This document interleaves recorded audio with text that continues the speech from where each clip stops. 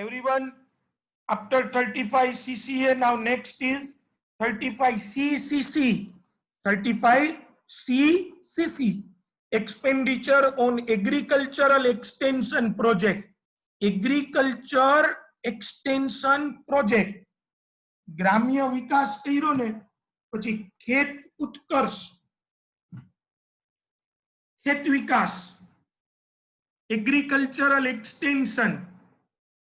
After all rural એરિયાને જો આપણે કોઈ પણ રીતે એનું ડેવલપમેન્ટ કરવું હશે તો યુ નો ધેટ એમાં મેઇન એક્ટિવિટી જ એગ્રીકલ્ચર છે. અને મિત્રો આપણે બહુ પ્રાઇમરીલી ચલાવીએ છીએ, એમાં હજી ન્યૂ ઇક્વિપમેન્ટ્સ ને એ બધા બાબતે આપણે વર્લ્ડ લેવલથી ઘણા બધા પાછળ છે. હજી પણ આપણે આપણી ખેતી છે એ વરસાદ આધારિત છે, ટ્રેડિશનલ છે, એમાં મોડર્ન ઇક્વિપમેન્ટ્સનો ઉપયોગ નથી થતો, બરાબર છે. ઘણા બધા પ્રશ્ન, એનું કારણ કદાચ અનઅવેરનેસ છે, ઇલિટરસી છે ખેડૂતોની, બરાબર છે. સાવ જેને કહેવાય કે એ મહેનત કરી જાણે છે પણ જે નવા જે બધા કરંટ અફેર્સ ને કરંટ ઇક્વિપમેન્ટ્સ છે એની એટલી જાણકારી હોતી નથી ઘણી વાર. એટલે એના માટે જો એનું આપણે કાંઈ પણ કોઈ બિઝનેસ વાળા એમાં ખર્ચો કરે, એગ્રીકલ્ચરલ એક્સટેન્શન પ્રોજેક્ટ, તો શું થાય ખબર છે કે આફ્ટર ઓલ ખેતીનો વિકાસ થશે, તમે સમજી શકો છો, both are interdependent. If agriculture will be developed, definitely the business will be. ખેતીનો જો અત્યારે જે ઘણીવાર આપણે નથી આવતું કે ભાઈ પૂર આવ્યું કે દુકાળ થયો તો કેમ બધી જ જગ્યાએ રિસેશન દેખાય છે? એનું કારણ છે કે ઓવરઓલ તો everything is revolve around that particular activity. એના ઉપર તો સઘળો આધાર છે. કોઈ બિઝનેસ હાઉસ ઈ એગ્રીકલ્ચર એક્સટેન્શન ઈ કેવા પ્રોજેક્ટો ઈ ગવર્મેન્ટે નોટિફાઈ કરેલા છે. ક્રોપ રોટેશન, ડ્રીપ ઇરિગેશન છે, તમને ખબર છે સાયન્ટિફિક વે ઓફ એગ્રીકલ્ચર આવતું જાય છે. તમે ઘણી બધી વાર રસ્તા ઉપર પણ ત્યાં જતા હોય, અહીંયા નજીકમાં તમે રાજકોટ થી બહાર નીકળો તો ઘણા જગ્યાએ આવા જુદા જુદા આખું કવર કરેલું હોય પોતાનું ખેતર અને કંઈક કોઈ ઉગાડ્યું હોય, બરાબર છે. એવા ઘણા બધા જેને કહેવાય અમ્બ્રેલા ફાર્મિંગ એ લોકો કહે છે, ને એવા ઘણા બધા પ્રોજેક્ટ્સ હવે આવતા જાય છે. And they are earning, organic તો છે જ, બરાબર છે, and then they are earning handsome money. તો એવા એક્સટેન્શન પ્રોજેક્ટ માટે જો તમે ખર્ચો કરો ને મિત્રો બિઝનેસમેન, તો તમે જો આ ઓલા સાયન્ટિફિક રિસર્ચ જેટલું ડોનેશન આપ્યું. મેં બોલ્ડ અંડરલાઈન કર્યું, 150% ઓફ સચ એક્સપેન્ડિચર. તમે નોટિફાઈડ એગ્રીકલ્ચરલ એક્સટેન્શન પ્રોજેક્ટ માટે 10 લાખ રૂપિયા ખર્ચા ને તો તમને 15 lakhs બાદ મળશે. તમે ખર્ચો કર્યો 10 lakhs, તમને બાદ મળશે 15 lakhs. તો બહુ સારો બેનિફિટ ત્યાં આપેલો છે. એવો જ એક બીજો પોઈન્ટ છે friends, expenditure on skill development. Skill, કૌશલ્ય વિકાસ. તમે નામ સાંભળ્યું હોય, કૌશલ્ય વિકાસ. આપણા માનનીય વડાપ્રધાન શ્રી, નામ તો સુનાઈ હોગા, નરેન્દ્રભાઈ મોદી, બરાબર છે, એ ઘણીવાર આ વસ્તુ પર ફોકસ કરીને કહે છે કે સ્કિલ ડેવલપમેન્ટ, બરાબર છે. બાય ધ વે આપણા રાષ્ટ્રપિતા પણ એ જ મતના હતા, બરાબર છે. પ્રાતસ્મરણીય મહાત્મા ગાંધી, એમનું કહેવાનું પણ એવું જ હતું કે શિક્ષણ છે એ વ્યવસાય લક્ષી હોવું જોઈએ, ત્યારે અત્યારે પરીક્ષા લક્ષી એ થઈ ગયું, બરાબર છે. Skill India, yes. અને એમનું કહેવાનું એવું હતું, એમને એવું કીધું હતું ગાંધીજીએ કે instead of 3R, education system at present is based on 3R. કોઈને ખબર છે અત્યારની એજ્યુકેશન સિસ્ટમ 3R ઉપર છે? ઇટ ઇઝ, એટલે અત્યારની એટલે ત્યારની, actually it is a British system. 3R, that is, it is based on reading, writing and arithmetic. Reading, writing and arithmetic. થોડુંક પછી ગોઠવી લેવાનું એમ કે સર ત્રીજામાં આર ક્યાં આવે, એ અત્યારે નહીં એવું કહેવાય. Our education system was based on 3R, બરાબર છે. હા, એટલે એમ નહીં પણ એ ભાઈ ઈ રીડિંગ એમ, રાઇટિંગ એવી રીતે કીધું છે. હા, તો રીડિંગ, રાઇટિંગ એટલે હું RIGHTING નથી કહેતો. અને એરથમેટિક ની બદલે હેન્ડ, હેડ એન્ડ હાર્ટ ની કેળવણી 3H. Instead of 3R, it should be 3H. Hand, head and heart. એટલે કે સંવેદના લક્ષી શિક્ષણ. એવું એમને ત્યારે કે સંવેદના નહીં, આમ જળ જેવા થઈ ગયા હોય, જળ ભરત. બરાબર છે, એ ભણેલા હોય એટલે જ પછી આપણે અમુક યુનિવર્સિટીઓમાંથી અમુક ગ્રેજ્યુએટ્સ થયેલા હોય છે ને, ઈ આવું બોલતા હોય કે ઇન્ડિયા તેરે ટુકડે હો ગए. બરાબર છે, તો એ એટલા માટે છે કે સંવેદના લક્ષી શિક્ષણ નથી. It's only reading, writing and arithmetic. So instead of 3R, he has said that પેલા એ 3H. હેન્ડ એટલે મહેનત. આપણે બધા એને અત્યારે એ નીકળી ગયું છે, એને બેઠા હોય, લ્યો વાંચતા હોય આખો દિવસ. બરાબર, હેડ એ નીકળી ગયું, મગજનો ઉપયોગ મિનિમમ ઈ ગેમ રમવામાં થઈ જાય છે, એટલે પછી આમાં નથી થતો. તો એ જે વ્યવસાય લક્ષી એટલે કોઈ સ્કિલ જે કહેવાય ની ડેવલપ નથી થતી. વી આર ગેટિંગ ડિગ્રી મળે છે, પણ જે સ્કિલ આવવી જોઈએ. Even though he is a chartered accountant, he cannot audit the simple books of accounts of a proprietary concern. બરાબર છે, with a proper way in which he can achieve the objective. So that's a problem. A skill base. એટલે આ લોકોએ કીધું any assessee who has incurred any expenditure except land and building on notified skill development project. Skill development એટલે કોઈ company એના employee માટે notified skill development, એમ્પ્લોયીમાં skill કૌશલ્ય વર્ધન થાય. વર્ધન એટલે વધવું અને કૌશલ્ય એટલે સ્કિલ. બરાબર છે, will be eligible for 150% friends. 150% ખર્ચો બાદ મળે. તો આ બે પોઈન્ટ તમે યાદ રાખજો. એના પછીનો છે અમોર્ટાઇઝેશન ઓફ અમલ્ગમેશન ઓર ડીમર્જર એક્સપેન્સીસ. અચ્છા, તમે ચેપ્ટર કરો છો ફ્રેન્ડ્સ, અમલ્ગમેશન થાય તો એમાં ક્યાં ખર્ચા વળી થાય અને કોણ કરે? એ ખર્ચો કોણે કરવાનો હોય? અમલ્ગમેશન થાય તો પહેલા તો મને એ કહો કે ક્યાં એમાં શું એક્સપેન્ડિચર? એક્સપેન્ડિચર એટલે ઓલી અસેટ લીધી નહીં હો, એ તો કોસ્ટ ઓફ અસેટ થાય. એ બીજા ખર્ચા ક્યાં હોય એમાં વળી? શું કહે જીગર સર? ઓકે, લિક્વિડેશન, પ્રિલિમિનરી, રજિસ્ટ્રેશન, પછી કઈ વેલ્યુએશન કેવું હોય? વેલ્યુએશન કોઈને કરવાનું હોય, કઈ વેલ્યુએશન? બરાબર કે નહીં? આવા ખર્ચા આ બધા થાય. ટૂંકમાં લીગલ પ્રોસેસ છે અમલ્ગમેશન. બધી અસેટ હવે નવા નામે કરવાની ને કોરસ્પોન્ડન્સ ને કંપનીઝ એક્ટ ની બધી રિક્વાયરમેન્ટ પૂરી કરવાની ને સલાહો લેવાની બધાની ને ધીઝ ઓલ આર. મિત્રો, આ ખર્ચો તમે શું માનો છો કોણ કરે? ટિંગ કે ટેડ?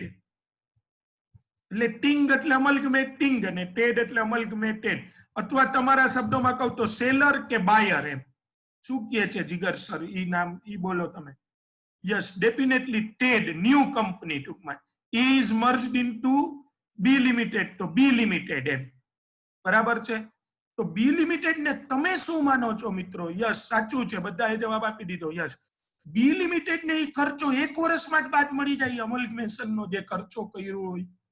તમારું લોજિક શું કે છે? Weather it should be allowed as a deduction in 1 year all the expenditure. તો ક્યારે બાદ મળે? યસ કૃતિક, બરાબર છે, તો ક્યારે મળવો જોઈએ? આમ એમનેમ જ લોજિકલી ઈ કયો છે તમને ખબર જ છે. એક પીરિયડ નક્કી કરેલો પોપ્યુલર છે. હા, 5 years. 5 years નો પીરિયડ છે. બરાબર છે બધા જ. જો હવે વાંચો આ where in everyone, where in Indian company. હવે આ જો બધી અલગ અલગ પ્રોવિઝન્સ હો મિત્રો, એક પછી એક પૂરી થતી જાય છે. ઓલા 32 ને 35 એડી ને એના જેટલી મોટી નથી. હવે તો આ બધા બટકા છે, સાવ નાના નાના. બરાબર છે ને, એ તો શરૂ થાય ભેગા પૂરા થઈ જશે. ખાલી તમે એના હેડિંગ અત્યારે આપણે આ સમજી, પછી તો આમ હેડિંગ જ યાદ રાખવાના. Agricultural extension project 150, skill development 150, rural development programme 100, eligible project ઉપર ડિડક્શન 100. એમ તો where an Indian company, now amalgamation or demerger, where an Indian company incurs any expenditure for the purpose of amalgamation or demerger, the assessee shall be allowed, assessee એટલે amalgamated, shall be allowed a deduction on an amount equal to 1/5 of such expenditure for 5 years, beginning with the PY in which amalgamation or demerger has taken place.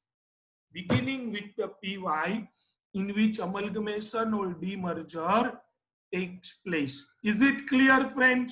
જો આ amalgamation નો Ted કંપનીને મળશે. હવે એના પછીનો છે VRS. એમની મિત્રો આ વોલેન્ટરી રિટાયરમેન્ટ નું તો આપણે સેલેરીમાં શીખી લીધું હતું VRS નું. તો આમાં કા પાછું આવ્યું VRS? તો સેલેરીમાં શીખાતા ને VRS.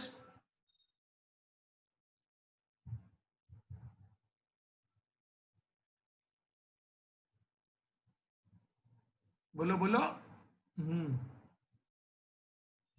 એ એમ્પ્લોય ના પરસ્પેક્ટિવ થી હતું, બરાબર. VRS જે એમ્પ્લોય ને મળે તો એના હાથમાં કેટલું taxable? E સેલેરીમાં.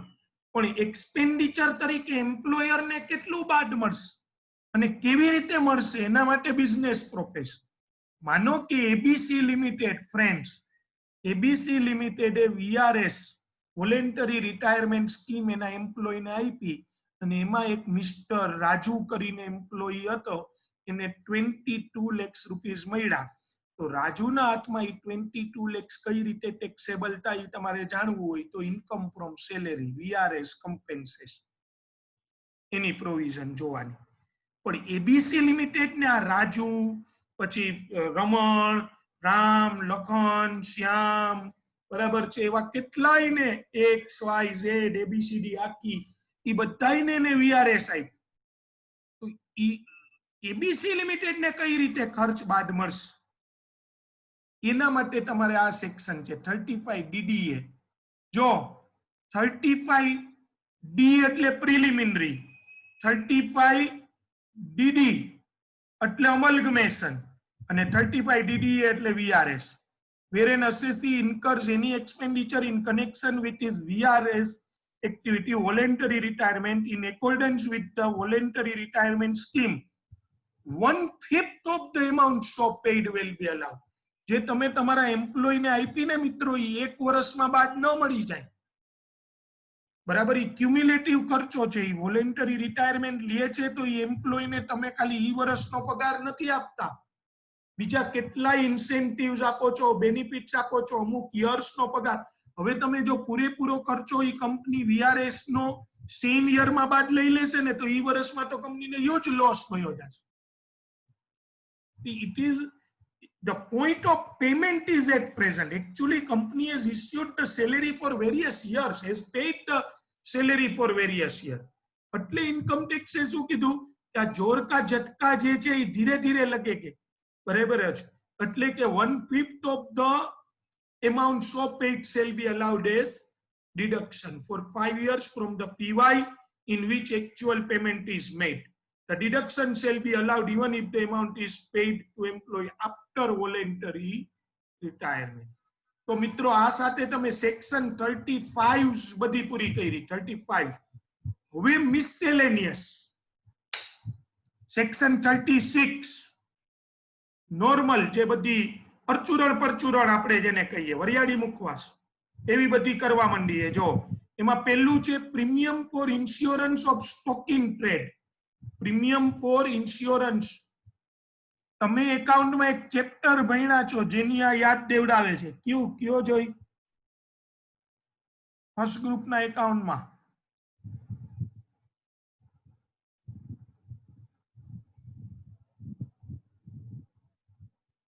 Please somebody new હોય એવું જરૂરી નહીં કે નિકંજ ને એ જ બધા આન્સર દેવા. Yes Suha, good, thank you. Payal, Sawan, બસ એમ નવું બધાએ પોતપોતાને બધા એલર્ટ રહીને ને સ્પીડ બધાયની ટાઈપિંગની મને ખબર જ છે, બરાબર છે. બધાયની ટાઈપિંગની સ્પીડ મોબાઈલની જોરદાર જ છે. એટલે એવું તો કેવું જ નહીં કાંઈ કે સર થોડુંક ટાઈપમાં મુશ્કેલી પડતી હતી, એવી વાતો કરવાની જ નહીં, બરાબર છે. એ વાતમાં કોઈ એનો કોઈ અર્થ જ નથી. ટાઈપિંગમાં મોબાઈલમાં આપણને મુશ્કેલી પડતી, એવું દુનિયામાં કઈ છે જ નહીં. યસ, તો ઇન્સ્યોરન્સ ક્લેમ નું ચેપ્ટર તમને ખબર છે, એમાં લોસ ઓફ સ્ટોક પોલિસી, બે પોલિસી તમે મિત્રો એમાં લેતા, એક જે તમને બહુ ગમતું લોસ ઓફ પ્રોફિટ પોલિસી અને બીજું લોસ ઓફ સ્ટોક પોલિસી. તો લોસ ઓફ સ્ટોક પોલિસી ક્યારે તમે ગણી શકો? જ્યારે તમે ઇન્સ્યોરન્સ પ્રીમિયમ પે કર્યું હોય. તો ઇન્સ્યોરન્સ પ્રીમિયમ પે કરો સ્ટોક માટેનું, તો એ તમને ખર્ચ તરીકે બાદ મળે. કોઈ પણ વેપારી એના સ્ટોક માટે ઇન્સ્યોરન્સ લે તો બાદ મળે. Second, premium for insurance on health of employees. મિત્રો આ પાછું સેલેરીમાં આવી ગયું હતું. મેડિક્લેમ અહીંયા પાછું આવ્યું. Insurance premium paid by any mode other than cash on health of employees to GIC or any other approved insurance is allowable expenditure. કોઈ મને આખી પ્રોવિઝન સમજાવે કે કોઈ કંપની છે તો એના એમ્પ્લોય માટે હેલ્થ ઇન્સ્યોરન્સ લે અને પ્રીમિયમ કંપની ચૂકવે, તો કંપનીના હાથમાં શું ટ્રીટમેન્ટ અને એમ્પ્લોયના હાથમાં શું ટ્રીટમેન્ટ? તમે આમાં હવે કોઓર્ડિનેશન કરી શકો છો. બે ચેપ્ટર તમે કર્યા, તો મને કયો ને. કંપનીએ હેલ્થ ઇન્સ્યોરન્સ લીધો, યસ, ઓકે. મૌર્ય કે છે ફુલ્લી ટેક્સેબલ, એટલે મૌર્ય પર કોના હાથમાં ફુલ્લી ટેક્સેબલ? હા, એટલે કંપનીના હાથમાં કે શું? કવિ કેવા શું માંગે છે? કવિ નહીં, સમ્રાટ કેવા શું માંગે છે? મૌર્ય સમ્રાટ.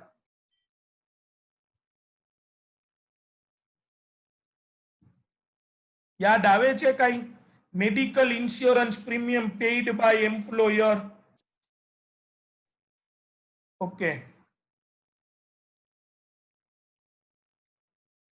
ના મિત્રો, તો જો હવે તમે જેટલા એ જવાબ આપ્યા છે, ઘણા એટલે કદાચ મનોમન બોલી રહ્યા છે. હા, અંકિતે લખ્યું છે એ સાચું છે. એમ્પ્લોયના હાથમાં પણ નિકંજ, બરાબર છે, ફુલ્લી એક્ઝેમ્પ્ટ. એ પોઈન્ટ તમને ક્યાં જોવા મળશે? તમે જો કન્ફ્યુઝ થાય તો મેડિકલ પરક્વિઝિટ નો એક પોઈન્ટ છે, એમાં બધી હોસ્પિટલ ફેસિલિટી ને એ બધું આપ્યું છે. પછી મેડિકલ ફેસિલિટી અબ્રોડ એવું આપ્યું છે. લીથાની વાત કરું છું, લીથાની આપણા સેલેરીના. એની નીચે મેડિકલ પ્રીમિયમ ની વાત છે. મેડિકલ પ્રીમિયમ જે છે, તો કોઈ એમ્પ્લોયર એના એમ્પ્લોય માટે મેડિકલ ઇન્સ્યોરન્સ લે અને એનું પ્રીમિયમ ચૂકવે ને, તો એમ્પ્લોયના હાથમાં પરક્યુઝિટ કહેવાય પણ એક્ઝેમ્પ્ટ છે. અને મિત્રો એમ્પ્લોયરને એક્ઝેમ્પ્ટ ન કહેવાય પણ એને ખર્ચ તરીકે બાદ મળે. ઓકે, બેમાં સેમ શબ્દ ન યુઝ કરતા. Medical premium for the health of the employees is an allowable expenditure. Generally expenditure હોય એ શું હોય? અલાવેબલ. અને ઇન્કમ હોય ને એ એક્ઝેમ્પ્ટ હોય. You got the point. તો એ એમ્પ્લોયર ને ખર્ચ તરીકે બાદ મળશે અને એમ્પ્લોયીના હાથમાં એ ફુલ્લી એક્ઝેમ્પ્ટ. ન યાદ આવ્યું હોય તો પ્લીઝ સેલેરીનો ઈ પોઈન્ટ જોઈ લેજો, બહુ મહત્વનું. બરાબર છે. પછી છે bonus or commission paid two employ. આ પણ તમે ભણ્યા છો.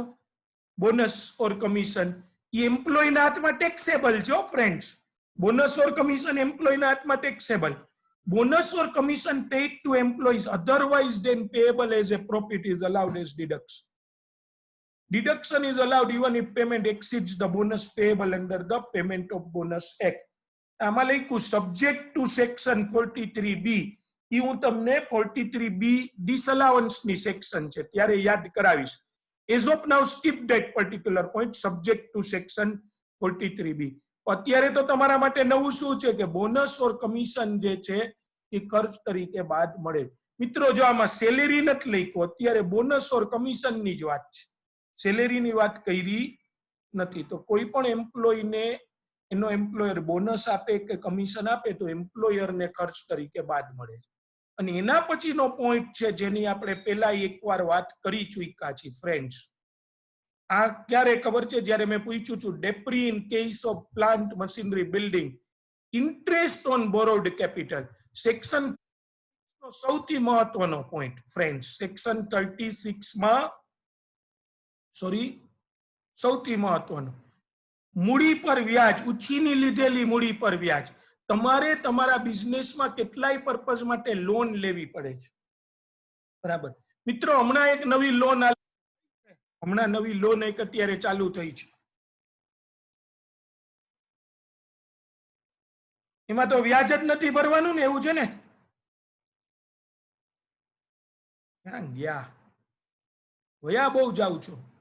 2%. હા, મુદ્રા લોન નહીં નિકંજ, ઈ તો થોડુંક હજી જૂનું થઈ ગયું. એટલે અત્યારે કઈ છે?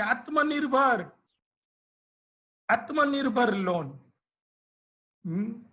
એમાં કઈ ગવર્મેન્ટે બેનિફિટ કર્યો હતો ને? શું છે એનો બેનિફિટ?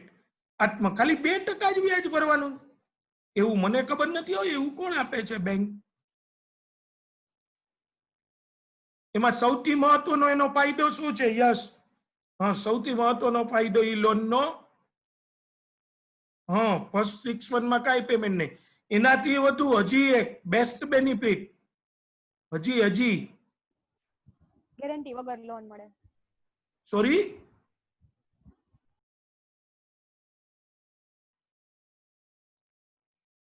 એનો સૌથી બોલો. કોઈ ગેરંટી વગર લોન મળે. હા, બસ પરફેક્ટ. કોઈ પણ પ્રકારની સિક્યોરિટી નથી મિત્રો. સૌથી પહેલો બેનિફિટ બિઝનેસમેન ને, જો લોન આપે તો હો, પણ કોઈ પણ પ્રકારની સિક્યોરિટી નહીં. ઈ એમનેમ જ ઓલા વગર. યસ, એવું કીધું ને, કોઈ જામીનગીરી કે ઓલા વગર તરત જ ડિસ્પોઝલ છે.